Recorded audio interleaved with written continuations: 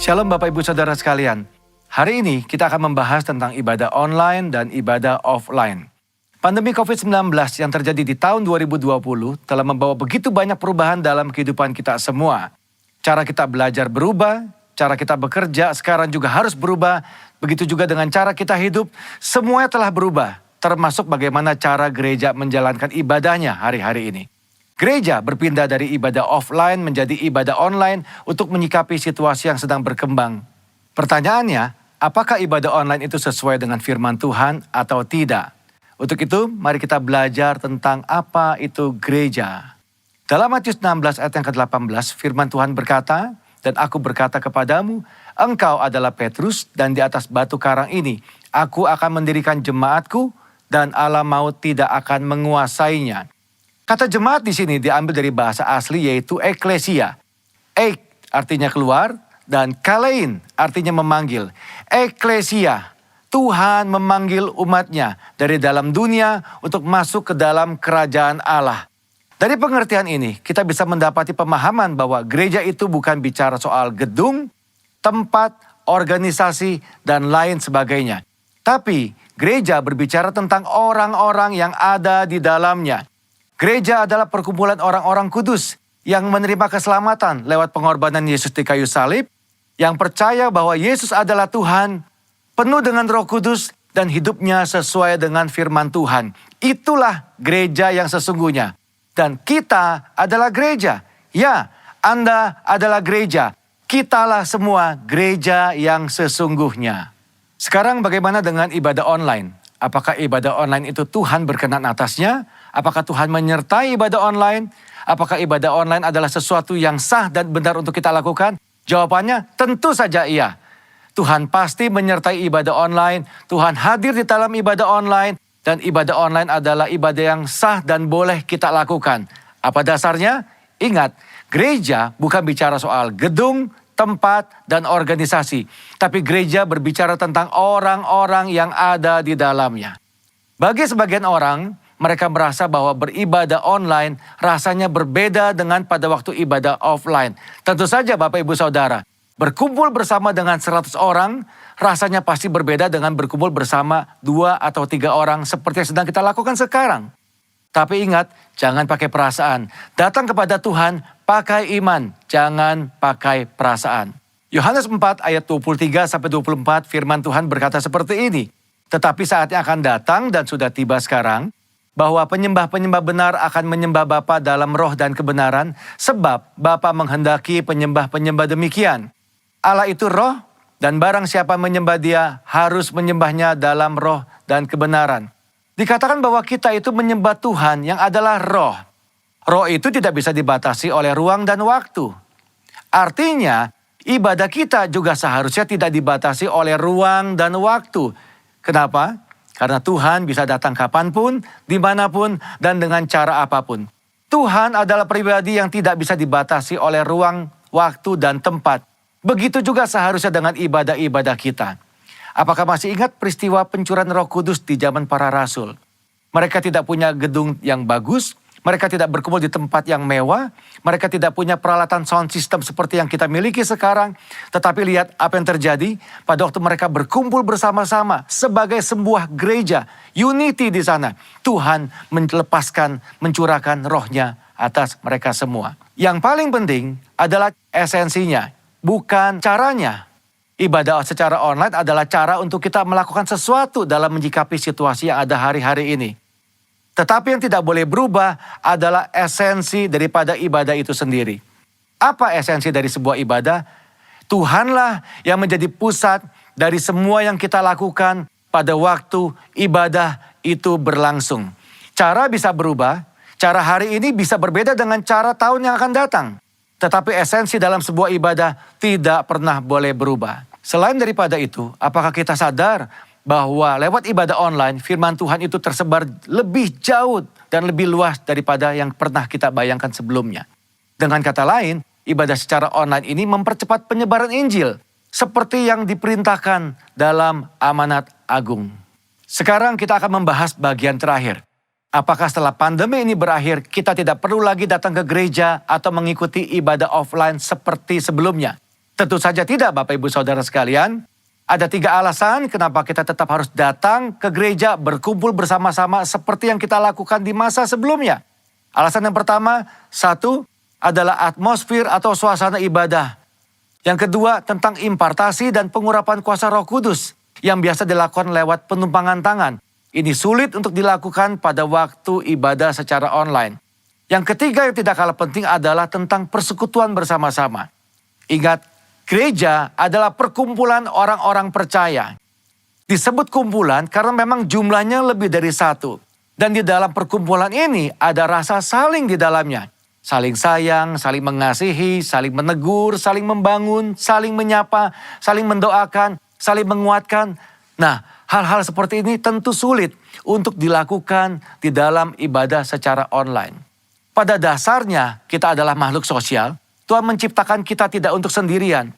Kita perlu untuk bertemu, berinteraksi satu sama lain kepada saudara-saudara seiman kita. Apakah Bapak Ibu Saudara tidak kangen untuk kembali beribadah bersama-sama dengan teman-teman kita sebelumnya? Kembali saling sapa, saling tegur, bertemu dengan gembala kita sendiri. Ayo jangan tinggalkan ibadahmu hari-hari ini. Tuhan Yesus tetap dekat dengan kita. Tuhan menyertai kita semua. Shalom.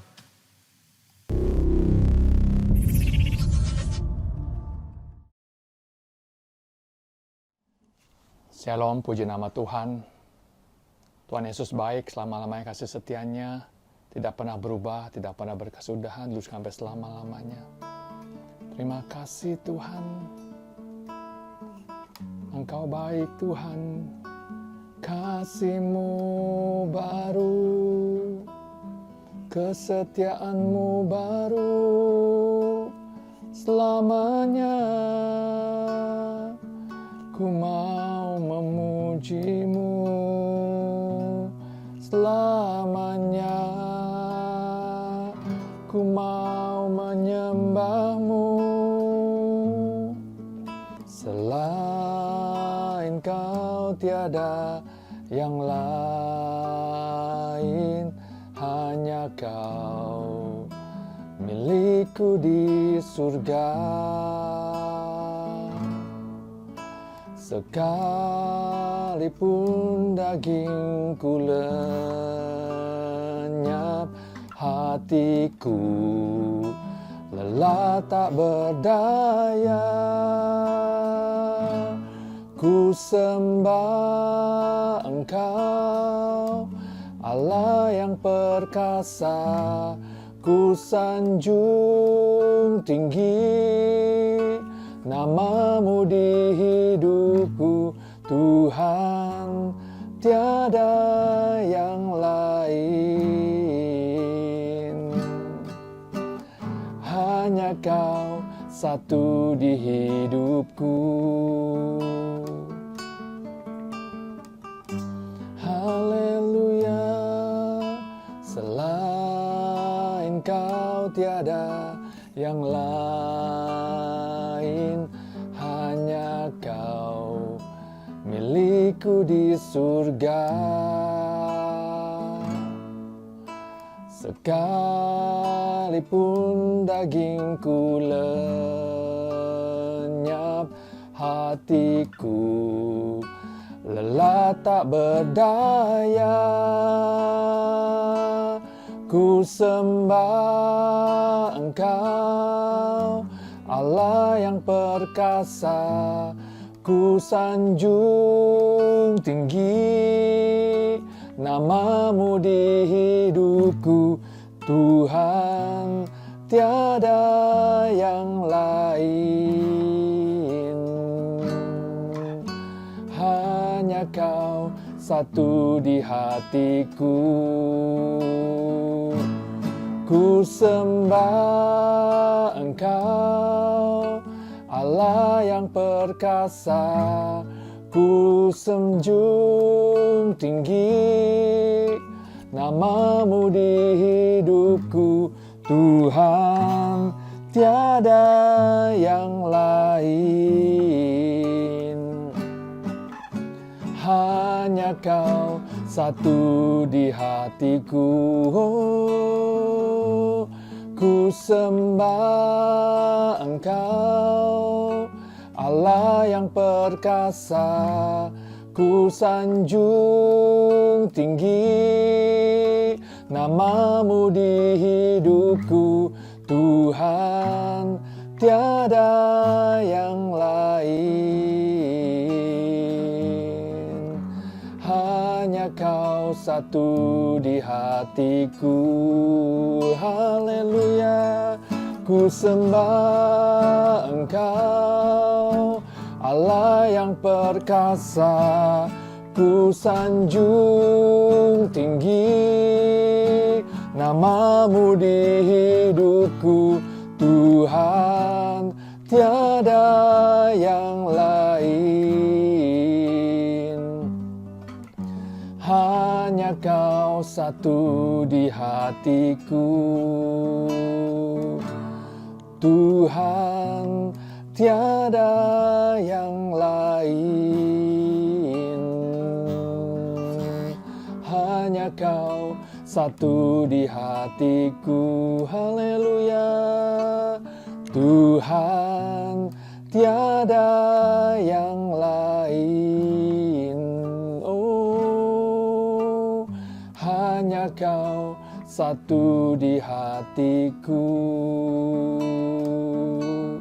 Haleluya,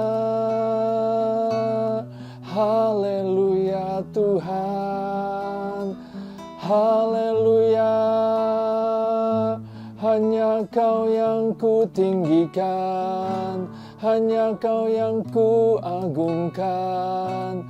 Terima kasih Tuhan, selamanya Kau baik. Kau Allah yang baik Tuhan, Kau Allah yang setia Tuhan.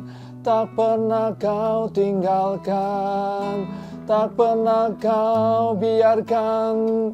Sesungguhnya Kau melihat kami, Kau mempedulikan umat-Mu. Tiada yang mustahil bagimu, Kau sanggup menolong tepat pada waktunya. Pertolongan-Mu tidak pernah terlalu cepat, tidak pernah terlambat Tuhan. Engkau tepat pada waktunya, sebab Engkau Allah yang mengetahui segala perkara Tuhan. Segala perkara dapat ku tanggung di dalam Dia yang memberi kekuatan. Tuhan Yesus penolong dan sahabat. Tetap percaya Tuhan setia. Oh, segala perkara dapat ku tanggung di dalam Dia yang memberi kekuatan. Tuhan Yesus penolong dan sahabat. Tetap percaya Tuhan setia. Tetap percaya Tuhan setia. Tetap percaya Tuhan setia. Haleluya, Kau setia Tuhan, tak pernah Kau tinggalkan kami sendirian. Terima kasih Tuhan, haleluya Tuhan. Oh, terima kasih Tuhan, Engkau baik, Engkau sangat baik Tuhan Yesus.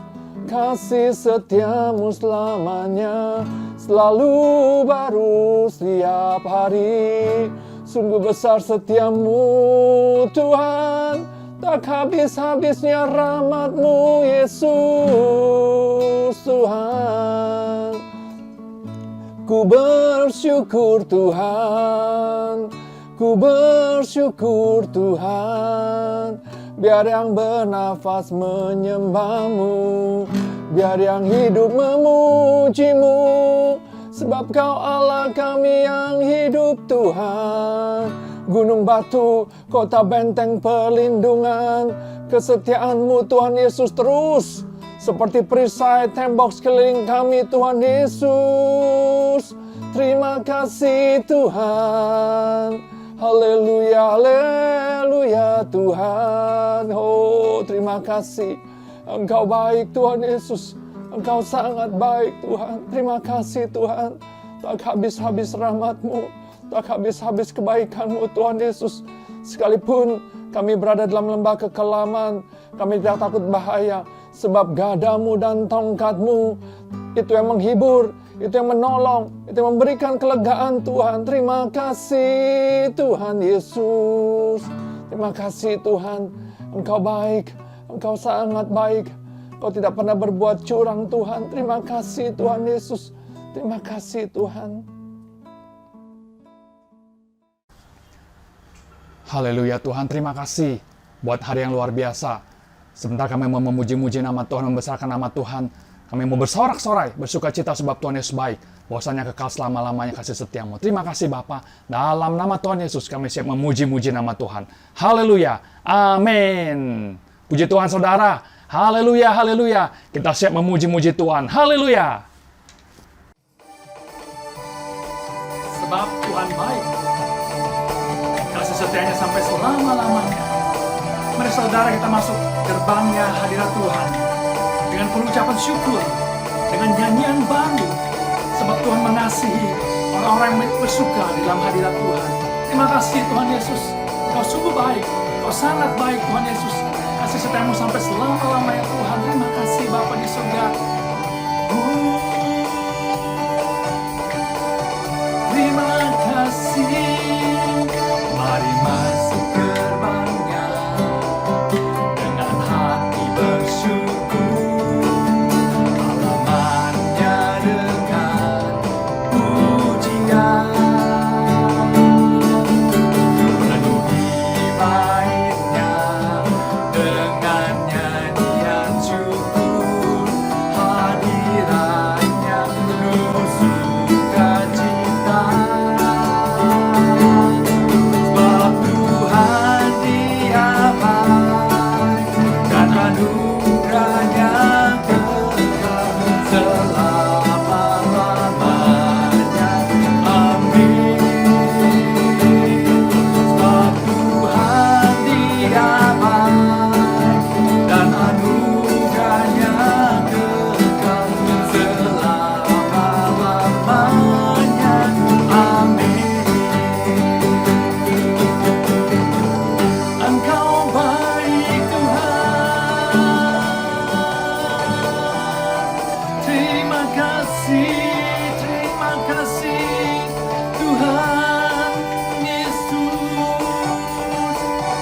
Pujilah namamu kekal selama-lamanya Tuhan.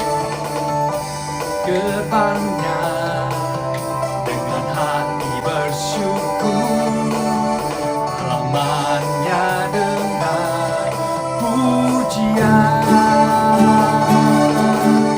penuhi baitnya dengan nyanyian syukur, hadirannya penuh sukacita. Sebab Tuhan Dia baik dan anugerahnya kekal selama-lamanya. Amin. Sebab Tuhan Dia baik dan anugerahnya kekal selama-lamanya.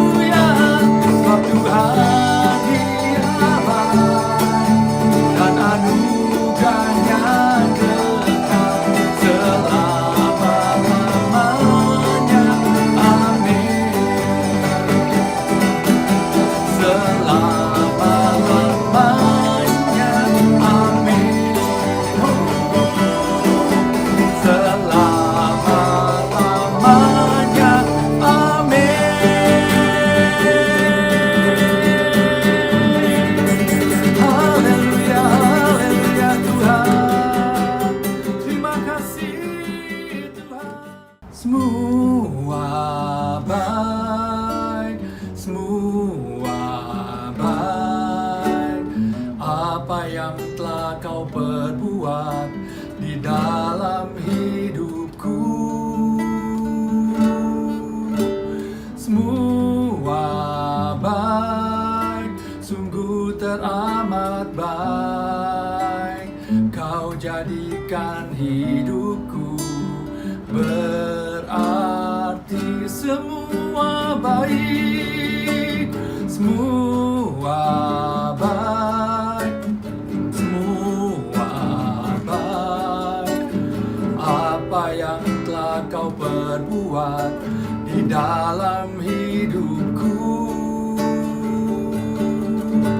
semua baik, sungguh teramat baik. Kau jadikan hidupku berarti.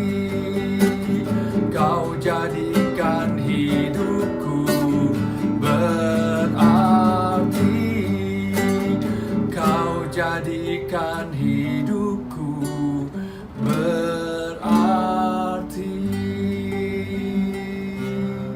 Haleluya, haleluya. Mari sembah Tuhan, mari sembah Yesus Tuhan. Terima kasih Tuhan, terima kasih Yesus. Kami bersyukur kepadamu Tuhan. Kita bersyukur haleluya, haleluya, haleluya Tuhan. Terima kasih Tuhan Yesus. Kita bersyukur sembah Dia saudara, sembah Dia Allah yang hidup, yang mengasihimu, yang mencintaimu, yang mempedulikanmu. Terima kasih Tuhan Yesus. Kau sangat baik Tuhan Yesus, Kau teramat baik Tuhan Yesus. Terima kasih Tuhan Yesus buat hari ini Tuhan Yesus. Kasih setiamu sampai selama-lamanya Tuhan Yesus. Tuhan Yesus, terima kasih Tuhan, terima kasih. Sebentar kami mau dengar firman-Mu Tuhan. Berbicara Tuhan Yesus, firman yang menegur, menguatkan, mengoreksi, dan membangun kami kembali Tuhan. Tuh kami sungguh-sungguh setia, kami sungguh-sungguh datang kepada Tuhan dengan segenap hati kami, kerinduan kami Tuhan Yesus. Dan firman-Mu mengubah kami, memberkati kami. Terima kasih urapi hamba-Mu, akan bawa kebenaran firman-Mu menjadi pengertian yang baru buat setiap kami Tuhan. Terima kasih Bapa. Segala puji hormat syukur kami kembalikan bagi nama Tuhan Yesus Kristus. Haleluya, haleluya, haleluya. Amin. Shalom saudara. Kita mau dengar firman Tuhan. Bapak Ibu Saudara khusus, kita bersama-sama kita tundukkan kepala dan berdoa sebelum kita mendengarkan bersama firman Tuhan. Terima kasih ya Bapa atas kasih karunia Tuhan yang telah Kau berikan sepanjang bulan demi bulan yang telah kami lewati. Kami memasuki bulan yang ke-7 di tahun 2020 ini Tuhan. Betapa baiknya Engkau buat kami, dan biarlah Engkau berfirman buat kami supaya kami boleh mendengarkan pesan firman Tuhan, supaya kami lakukan apa yang harus kita kerjakan dan kerjakan di dalam hidup ini Bapa. Terima kasih Bapa. Di dalam satu nama urapi kami semua, urapi kami mendengar dalam dalam satu nama. Haleluya. Amin. Shalom Bapak Ibu Saudara kasih dan Tuhan Yesus. Pada saat ini kita bersyukur dan bangga punya Allah yang ada di dalam nama Tuhan Yesus yang selalu menyertai kita.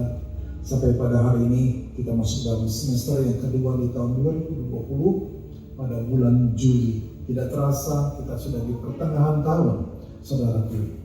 Dan kalau kita memperhatikan dan melihat keadaan yang terjadi, khususnya situasi kondisi yang terjadi atas dunia ini, termasuk keadaan Indonesia, Bapak Ibu Saudara kasih Tuhan Yesus, sepertinya ada sesuatu yang ada dalam ketidakpastian di dalam kehidupan umat Tuhan, khususnya yang terjadi hari-hari ini. Yang selama ini banyak sekali yang dikhawatirkan, dan selama ini banyak sekali ditakutkan dengan kondisi yang terjadi dengan COVID-19. Kapankah akan berakhirnya? Bahkan kalau kita memperhatikan dan kita membaca atau melihat berita yang terjadi, bahwa sekali hari ini ada banyak sekali deru-deru perang yang sedang terdengar di mana-mana. Dan sekali lagi ada pasukan-pasukan dari negara Tiongkok dan India yang sedang mempersiapkan diri, dan negara India pun sedang mempersiapkan diri untuk membeli pesawat-pesawat terbang dari Rusia. Juga ada satu berita dikatakan dunia akan kacau. Dari ABC Australia mengatakan bahwa Australia selama ini sedang belanja sebesar 2.700 triliun rupiah untuk membeli senjata. Mereka bersiap-siap untuk berperang dalam kondisi yang terjadi. Untuk itu saudara kasih, kita adalah orang yang percaya, yang hari-hari ini ada dengan situasi keadaan kondisi demikian. Bapak, Ibu, dan saudaraku, apa yang harus kita lakukan sebagai orang Kristen? Tentunya saudara, hari-hari ini kau harus membangun kehidupan rohani saudara, kehidupan saudara yang kuat atau yang kokoh dalam kehidupan ini, supaya di saat yang terjadi ke depan ini ada goncangan demi goncangan yang terjadi, saudara semakin kuat dengan Tuhan. Allah punya rencana supaya kehidupan setiap pribadi, keluarga, gereja, dan anak-anak Tuhan, mereka memiliki kekuatan yang kokoh menghadapi goncangan yang sedang terjadi. Kenapa? Sebab segala sesuatu bisa saja tergoncang.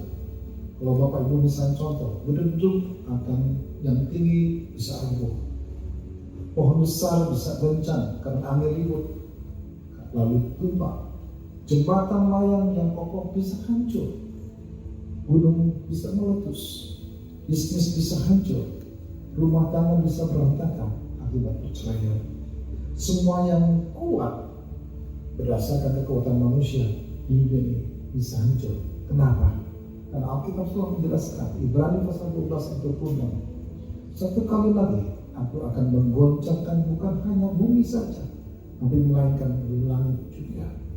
Saudaraku, dengan peristiwa-peristiwa yang terjadi ke depan ini, kita harus membangun kehidupan pribadi saudara dan saya yang kuat, menjadi anak-anak Tuhan yang betul-betul rohani, yang sungguh-sungguh beriman di dalam nama Tuhan Yesus Kristus. Hari ini saya ingin mengajak Bapak Ibu untuk membuka firman Tuhan yang berbicara tentang ucapan bahagia, khotbah di atas bukit pada Matius pasal ke-5. Dan Tuhan Yesus mengajarkan pada muridnya tentang prinsip-prinsip ilahi, prinsip-prinsip yang sungguh-sungguh disampaikan oleh Tuhan Yesus sendiri, yaitu suatu kebenaran Allah, supaya semua orang Kristen benar-benar harus hidup oleh iman, harus hidup dengan sungguh-sungguh untuk menantikan menjadi anggota kerajaan Allah yang lapar dan haus akan kebenaran. Dan inilah yang harus kita sama-sama lakukan dalam hidup ini. Yang pertama, Bapak Ibu, ketika saudara dan saya melihat di dalam Matius pasal yang ke-5, di dalam ayat yang pertama dan sampai dengan ayat ke-12, di sana Bapak Ibu bisa melihat ketika Yesus melihat orang banyak, dia naik ke atas bukit, dan setelah itu dia duduk, dan murid-muridnya pun datang menghadap dia. Maka Yesus saat itu pun berbicara dan mengajar mereka. Dan Bapak Ibu, Alkitab mengatakan yang ayat ketiga, berbahagialah orang yang miskin di hadapan Allah, karena mereka lah yang mempunyai kerajaan surga. Berbahagialah orang berduka cita, karena mereka akan dihibur. Berbahagialah orang lemah lembut, karena mereka akan memiliki bumi. Berbahagialah orang yang lapar dan haus akan kebenaran, karena mereka akan dipuaskan. Berbahagialah orang yang murah hatinya, karena mereka akan beroleh kemurahan. Berbahagialah orang yang suci hatinya, karena mereka akan melihat Allah. Berbahagialah orang yang membawa damai, karena mereka akan disebut anak-anak Allah. Berbahagialah orang yang dianiaya oleh sebab kebenaran, karena mereka lah yang mempunyai kerajaan surga. Berbahagialah kamu jika karena aku kamu dicela dan dianiaya, dan kepadamu difitnahkan segala yang jahat. Bersukacita dan bergembira karena upahmu besar di surga. Sebab demikian juga telah dianiaya nabi-nabi yang sebelum kamu. Dalam prinsip kebenaran firman Tuhan yang ada, yang Tuhan ajarkan melalui ucapan bahagia ini. Yang pertama, Bapak Ibu, ketika saudara saya membangun kehidupan saudara memiliki iman yang kuat dan kokoh, Bapak Ibu, yang pertama adalah saudara harus sungguh-sungguh merasakan engkau harus menjadi orang yang miskin secara rohani. Di dalam ayat ketiga, Bapak Ibu, kata berbahagia ini menunjuk kepada kesejahteraan kepada semua orang yang karena hubungan mereka dengan Kristus dan firman-Nya menerima kerajaan Allah yang meliputi kasih, perhatian, keselamatan, dan kehadiran Tuhan Yesus sendiri hari lepas hari. Ada beberapa syarat yang harus kita penuhi jikalau saudara dan saya ingin menerima berkat-berkat ini. Berkat menerima kerajaan Allah, kita harus dituntun oleh cara dan nilai Allah sendiri yang dinyatakan di dalam Alkitab, dan bukan cara dan nilai dunia. Dan syarat yang pertama adalah kita harus miskin di hadapan Allah. Saudaraku, yang dimaksud dengan miskin di hadapan Allah di sini bukan miskin secara jasmani dalam arti secara hurufiah, tapi maksudnya adalah miskin secara rohani. Itu bicarakan banyak orang berpikir bahwa hanya orang miskinlah yang dapat mempunyai kerajaan Allah. Tidak demikian. Tidak semua orang miskin berpikir bahwa mereka memerlukan Tuhan. Merasa miskin rohani adalah, saudara dan saya, maksudnya adalah kita menyadari keadaan rohani kita masih sangat kurang dan kita tidak dapat memenuhi kebutuhan rohani kita sendiri. Kita membutuhkan hidup, membutuhkan kuasa dan kasih karunia yang datang dari Roh Kudus untuk memenuhi kebutuhan rohani kita dan mewarisi kerajaan Allah. Merasa miskin rohani itu berarti kesadaran bahwa keadaan rohani diri kita sendiri masih sangat menyedihkan atau memprihatinkan. Kasih, penyerahan, iman, ketaatan, kerendahan hati, kesetiaan, ibadah, doa, pelayanan kita dan lain sebagainya perlu kita tingkatkan, perlu kita tambah. Karena saudara dan saya menyadari keadaan rohani saudara demikian serba kurang atau miskin secara rohani, maka itulah kita berduka cita atau merasa sedih atas kelemahan kita yang dicatat di dalam ayat keempat itu. Hanya orang yang merasa dirinya miskin lalu berduka cita atas keadaan itu, maka disebutkan dengan berbahagia. Karena hanya orang-orang seperti inilah yang memiliki semangat untuk bangkit dari kemiskinannya, lalu berusaha menambahkan kadar rohaninya. Saudaraku, hanya dari kesadaran semacam ini, kita akan merasa lapar dan haus akan kebenaran. Dan saudara dan saya akan melihat Matius pasal kelima ayat berkata, berbahagialah orang yang lapar dan haus akan kebenaran, karena mereka akan dipuaskan. Yang kedua, kita harus mempunyai sikap lemah lembut. Lemah lembut bukan berarti sikap badani saudara yang lemah gemulai. Orang yang lemah atau tidak ada kuasa. Orang yang lemah lembut adalah orang yang rendah hati. Tunduk kepada Tuhan dan firman-Nya. Tunduk kepada Tuhan dan firman-Nya, mereka berlindung pada Tuhan. Dan kehidupan mereka itu diserahkan sepenuhnya kepada Tuhan. Tunduk juga kepada pemimpin. Pada tingkat tertentu juga berarti punya kedisiplinan hidup dan mempraktekkan penguasaan dirinya. Lemah lembut berarti sikap mengalah dan bukan memberontak. Memilih menyelesaikan setiap masalah, perselisihan, kesalahpahaman dengan cara Tuhan, bukan dengan jalan kekerasan, kemarahan dan emosi dan sebagainya. Kita harus selesaikan dengan caranya Tuhan. Meskipun kelihatannya kita kalah, tetapi di mata Tuhan kita mempunyai kemenangan dan berkat. Itulah yang kedua, sikap bagaimana saudara membangun iman saudara menjadi kuat.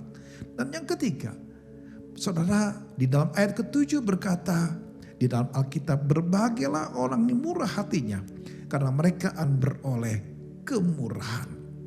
Saudaraku, kita harus mempunyai sikap murah hati. Sebagai penerima dari kemurahan Tuhan, kita dapat murah hati kepada orang lain. Artinya Bapak Ibu, penuh belas kasihan dan rasa iba terhadap orang yang menderita. Berarti saudara dan saya mudah mengampuni dan tidak menghakimi orang lain. Kalau saudara dipenuhi dengan kemurahan Tuhan, kita juga akan mendapatkan kemurahan. Alkitab menuliskan sebuah kisah tentang perumpamaan orang Samaria yang murah hati. Kalau Bapak Ibu membaca dalam Lukas pasal yang ke-10 ayat 25 sampai dengan ayat ke-37, dalam perumpamaan itu menekankan bahwa dalam membangun kehidupan orang Kristen yang kuat, kita harus belajar untuk memiliki iman dan ketaatan dalam panggilan saudara mengasihi Tuhan dan mengasihi sesama. Saudaraku, kalau kita melihat perumpamaan yang ada dalam Lukas pasal ke-10 di dalam ayat 25 sampai 37, dalam perumpamaan itu menekankan siapakah sesamanya. Tuhan Yesus itu menyampaikan, berkata dalam perumpamaan itu, dia tekankan siapa sama manusia itu. Saudara, dalam kisah yang ada, kita bisa melihat beberapa peran yang ada dalam kisah ini. Yang pertama, ada Tuhan Yesus di sana, dicatat. Ada seorang ahli Taurat, ada seorang yang turun dari Yerusalem ke Yeriko, dan tentunya orang Yahudi yang tidak dikenal. Ya, di dalam Alkitab ada juga seorang penyamun, perampok-perampok. Di situ pula ada seorang imam. Seorang imam adalah seorang wakil manusia dalam urusan-urusan Allah. Sebuah kedudukan yang paling istimewa dan penting dalam negara Yahudi. Mempersembahkan korban, mengadakan doa syafaat, memberi berkat dan lain sebagainya. Ada juga seorang Lewi. Ia mempunyai tugas khusus dalam menjerat ibadah di bait suci. Dan yang ketujuh, seorang Samaria. Saudaraku dalam Yesus, seorang Samaria mereka adalah bagian dari bangsa Yahudi. Tetapi orang Yahudi tidak menerima mereka. Kenapa? Sebagai orang Yahudi, orang Samaria ini tidak murni. Kenapa? Karena mereka telah menjadi seorang yang kawin campur dengan bangsa lain. Pada waktu seseorang turun dari Yerusalem ke Yeriko, Yerusalem itu terletak 2.600 kaki di atas permukaan laut. Dan Yeriko hampir 1.300 kaki di bawah permukaan laut. Jalannya berbelok-belok dan sempit, melingkar turun sepanjang jalan berbatu-batu yang banyak jurang, di mana para perampok-perampok dapat bersembunyi dengan mudah. Yang terjadi, dia jatuh ke tangan penyamun-penyamun. Seseorang ini yang merompok habis-habisan juga memukulnya dan ditinggalkan setengah mati. Apa yang terjadi? Kalau ibu membaca di dalam Alkitab, respon seorang imam melewati dari seberang jalan. Ketika dia melihat tergeletaknya seseorang ini yang dirampok. Demikian ada seorang Lewi memiliki respon yang sama. Hanya seorang Samaria yang datang dengan belas kasihan, menolong bahkan memberikan perawatan, membalut luka-lukanya, menyiraminya dengan minyak dan anggur, menaikkan ke atas keledai tunggangannya sendiri, bahkan membawa ke tempat penginapan dan merawatnya. Selama 1 harian dia merawatnya, sebelum dia melakukan urusannya sendiri. Dan baru besoknya dia menyerahkan kepada pemilik penginapan 2 dinar. Bapak Ibu, 2 dinar ini bicara tentang upah kerja dari seseorang untuk selama 2 hari. Bapak Ibu, setelah itu dia menitipkan pesan, apabila kurang dia akan bayar kembali kekurangannya setelah dia kembali. Artinya Bapak Ibu, dari perumpamaan ini adalah orang Samaria ini adalah orang yang murah hati. Memberikan apa yang dia bisa lakukan untuk membantu orang yang terluka. Dengan menunjukkan belas kasihan kepada sesama manusia. Dan itulah yang diajarkan Tuhan Yesus untuk saudara dan saya. Melakukan perbuatan demikian. Menjadi seorang yang murah hati. Yang keempat Bapak Ibu. Saudara harus mempunyai hati yang suci secara jasmani. Ayat 8 berkata, berbahagialah orang yang suci hatinya karena mereka akan melihat Allah. Hati yang suci adalah mereka yang telah dibebaskan dari kuasa dosa. Sehingga kini berusaha hidup tipu daya untuk menyenangkan hati Tuhan bahkan sesamanya. Hatinya termasuk pikiran, kehendak, perasaan, angan-angan adalah selaras dengan hatinya Tuhan. Hati yang suci adalah hati yang murni, bersih, tidak ada unsur kepahitan atau ganjalan terhadap sesama. Dan orang yang demikian, dia adalah orang yang akan melihat Allah.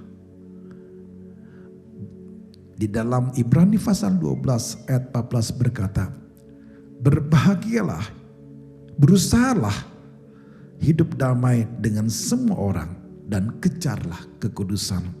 Sebab tanpa kekudusan tidak seorang pun akan melihat Tuhan. Dan juga mampu membawa damai kemanapun, dimanapun berada. Dan hanya orang seperti inilah yang disebut dengan anak-anak Allah. Yang kelima Bapak Ibu, yang terakhir. Saudara, kita harus punya sikap tahan terhadap segala penderitaan. Saudaraku, penganiayaan akan menimpa semua orang yang berusaha untuk hidup sesuai dengan firman Tuhan demi kebenaran. Saudaraku, orang yang berusaha hidup dengan firman Tuhan dan kebenarannya adalah mereka yang punya standar kebenaran, keadilan, kesucian, tidak mau kompromi ya, dengan masyarakat sekarang yang fasik atau gaya hidup orang percaya tapi yang suam, tidak menjadi populer, ditolak, dikecam. Dan penganiayaan dan pertentangan akan datang dari dunia. Bahkan dari orang yang mengaku dirinya anggota gereja. Anak-anak Tuhan yang hidupnya kuat atau kokoh. Saudaraku, kalau saudara adalah orang yang hidup kuat dan kokoh. Sekali lagi, saudara harus sungguh-sungguh tidak kompromi dengan dunia ini. Harus berdiri dengan teguh. Apabila saudara menderita sengsara, saudara dan saya, karena dia aniaya oleh karena Tuhan, saudara harus tetap setia. Karena Tuhan selalu memberikan kepada saudara kebahagiaan. Justru dengan lewat badai kehidupan saudara, lewat angin ribut saudara, pencobaan iman kita, maka engkau akan menjadi orang yang bertumbuh, akan mengenal Tuhan lebih dewasa lagi dan sungguh-sungguh. Saudaraku, khotbah di bukit diakhiri sebagaimana dimulai dengan kebahagiaan dari kerajaan Allah.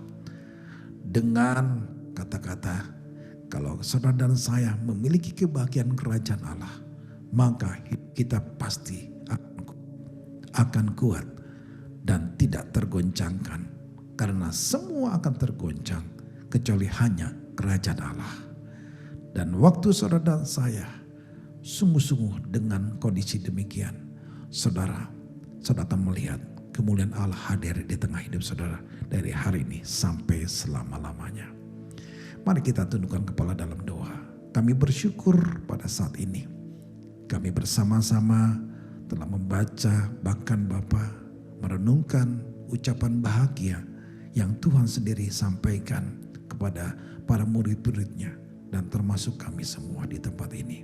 Dan hari ini Tuhan Yesus, biarlah kami benar-benar Tuhan menjadi orang-orang yang mengerti apa yang menjadi isi hati Tuhan, untuk kami sungguh-sungguh hidup di dalam kebenaran sebagai janji Allah yang disampaikan buat kami. Kebenaran itulah yang membuat kami Bapa menjadi anggota kerajaan Allah. Sebab itu Tuhan, biarlah kami semua fokus kepadamu Bapa. Sungguh-sungguh dengan Tuhan di saat keadaan yang terjadi di dunia ini, goncangan yang muncul yang akan kami alami ke depan ini. Tapi ketika kami merasakan hidup ini dekat dengan Tuhan, dengan sungguh-sungguh rindu berdiri di hadapan Allah, sungguh-sungguh boleh berada dalam pikiran Allah, kami percaya Engkau akan selalu hadir dengan hidup ini sampai kemenangan kami alami dalam nama Yesus. Haleluya. Amin. Bapak Ibu Saudaraku, kita akan masuk dalam perjamuan kudus pada saat siang hari ini. Bersama-sama kita akan tundukkan kepala dalam Tuhan. Hari ini kita akan bersama-sama mengingat atas setiap kebaikan Tuhan melalui perjamuan kudus. Dan perjamuan Tuhan Yesus sendiri, Dia sampaikan setiap kali kita masuk dalam perjamuannya. Ia berkata, biarlah ini menjadi peringatan akan daku. Saudara, kita diminta untuk mengingat akan kebaikan Tuhan, kesetiaannya, bahkan pengorbanannya. Supaya saudara lebih mengasihi Tuhan dan lebih mengasihi sesama. Ya Tuhan, siapakah kami ini? Sebelum kami mengenal Tuhan, kami adalah orang-orang yang berdosa. Upah dosa adalah maut, mati Tuhan. Tapi Engkau yang tidak berdosa telah dijadikan dosa oleh karena kami. Kau harus turun dari surga yang mulia, menjelma menjadi manusia, bahkan mati di kayu salib. Betapa kalau kami pikirkan Tuhan, Engkau baik buat kami. Engkau pilih kami menjadi anak-anak-Mu. Menuntun kami, memberkati kami, membela kami, bahkan melindungi kami Bapa. Terima kasih atas semua kebaikan-Mu Bapa. Saudaraku, Tuhan mau memberkati saudara oleh perjamuan kudus.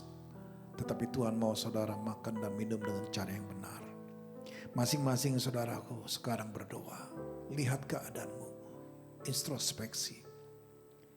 Jangan simpan dosa. Minta ampun pada Tuhan.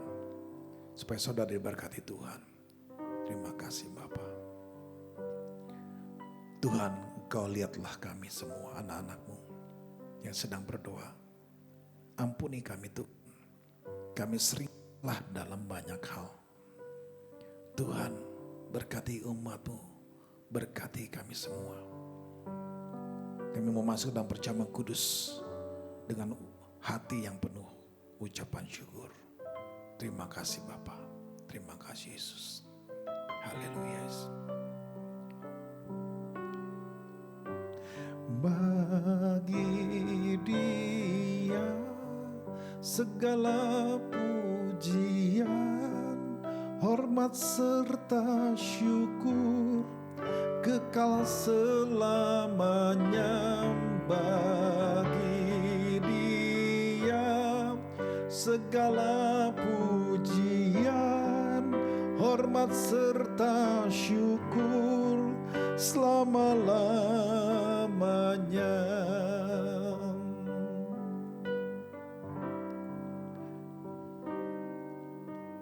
Bapak, Ibu, dan Saudara kasih dalam Tuhan Yesus, mari bersama-sama kita sudah perjamuan kudus. Sebab apa yang telah kuteruskan kepadamu telah aku terima dari Tuhan, yaitu bahwa Tuhan Yesus pada malam waktu Ia diserahkan mengambil roti. Mari kita angkat roti kita tinggi-tinggi. Dan sudah itu Ia mengucap syukur atasnya. Ia memecah-mecahkannya dan berkata, inilah tubuhku yang diserahkan bagi kamu. Perbuatanlah ini menjadi peringatan akan daku. Saudaraku yang dikasihi Tuhan, bukankah roti yang kita pecah-pecahkan adalah persekutuan dengan tubuh Kristus? Mari kita makan di dalam nama Tuhan Yesus.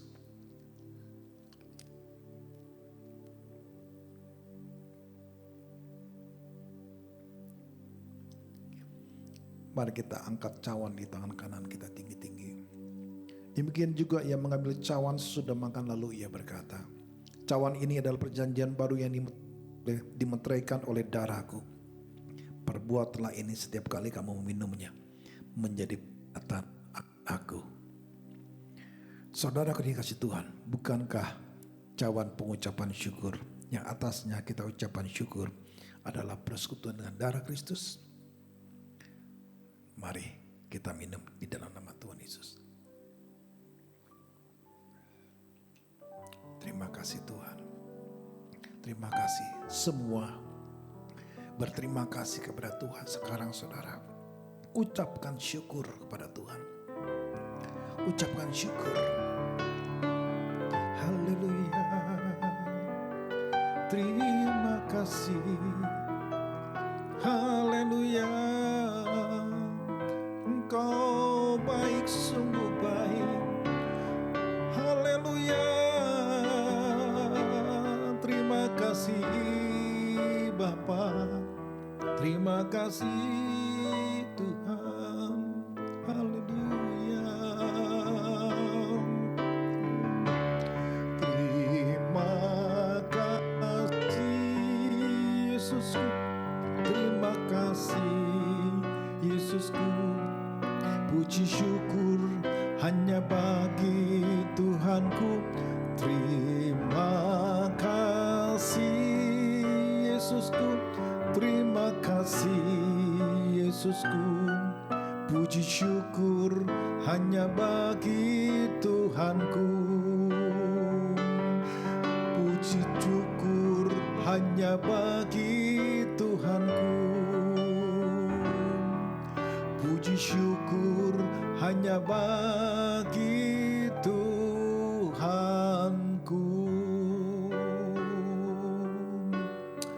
Terima kasih Bapa di surga. Anugerah dan kasih karunia Tuhan yang telah Engkau sampaikan dan berikan buat kami melalui perjamuan kudus ini. Biarlah kami mengingat Engkau lebih lagi atas setiap kebaikan-Mu. Dan kami lebih mengasihi Engkau lebih lagi dalam nama Yesus Tuhan. Tuhan,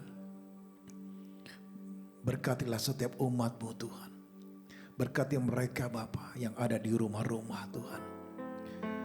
Tuhan, hari-hari ini yang kami akan melewati ke depan ini, Tuhan bekerjalah dengan kuasa-Mu Bapa atas mereka. Jemaat-Mu, hamba-hamba-Mu, menjadi hamba-hamba yang setia, melakukan apa yang menjadi kebenaran dan isi hati Tuhan pada saat ini. Hidup dalam firman-Mu, menanti-nantikan Engkau, dan sungguh-sungguh Tuhan Yesus mengerti rencana Tuhan. Buat setiap umat-Mu, buat setiap kami semua, menjadi orang-orang yang berbahagia di hadapan Tuhan. Yang selalu mengerti, mengetahui, dan menjalankan setiap perintah-perintah-Mu dalam hidup Tuhan. Berkati setiap keluarga dan rumah tangga mereka yang berusaha bekerja. Tuhan berkati mereka Bapa. Tuhan berikan kemampuan untuk mereka melakukan aktivitas mereka dalam perlindungan Tuhan, pertolongan Tuhan. Kami berdoa Bapa, pengharapan hanya di dalam tangan Tuhan. Kuasa iman yang kami alami menjadi iman yang kuat bersama dengan Tuhan dalam menghadapi perjalanan hidup ini Bapa. Tuhan berkati setiap anak-anak juga, anak-anak umat-Mu yang ada di rumah. Tuhan berserta dengan mereka. Kekuatan kesehatan selalu hadir di tengah kehidupan setiap keluarga dan umat Tuhan. Dan jadilah mereka Tuhan, Engkau berikan pada mereka Bapa berkat-berkat berlimpah-limpah. Terima kasih Yesus, terima kasih. Yang lemah Engkau kuatkan, yang takut Tuhan Engkau berikan mereka kekuatan yang baru. Yang sakit Tuhan sembuhkan, yang putus asa kecewa Tuhan hiburkan dalam nama Yesus Tuhan. Terima kasih Bapa, terima kasih Yesus. Terpujilah nama Yesus kekal selama-lamanya. Haleluya. Amin.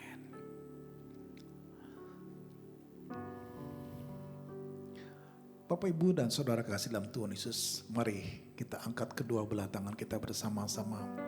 Kita semua mendapatkan menerima berkat dari Bapa di surga. Kekasih-kasih Yesus Kristus, beraktivitaslah dan lakukanlah pekerjaanmu, dan setiap apa yang kau lakukan, biarlah kebenaran ada dalam hidupmu.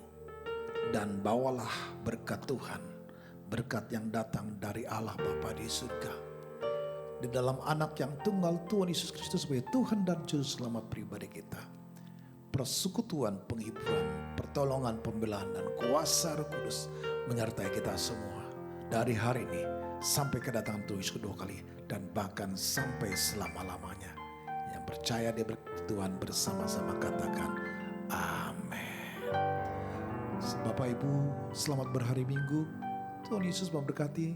Sampai ketemu lagi di minggu yang akan datang.